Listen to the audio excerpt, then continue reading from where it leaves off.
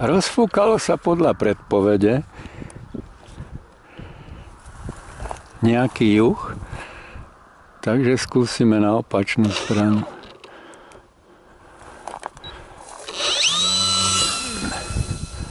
No, aj fúka.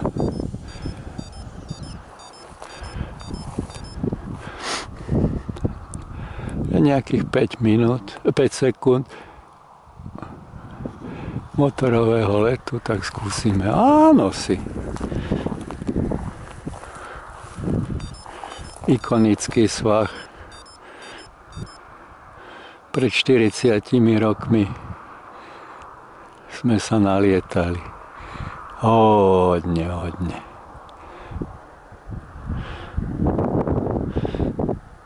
Trošku vadí slniečko, ale nosí.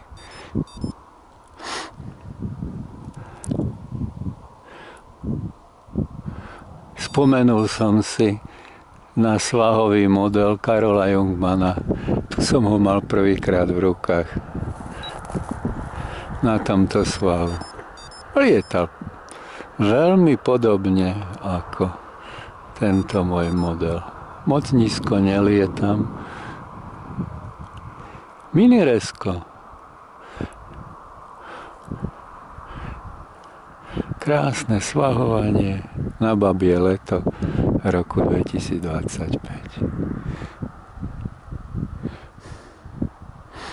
Vietor utichol, ale máme motor, takže sa dokážeme vyštverať.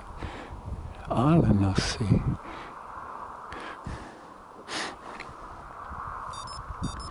Paráda.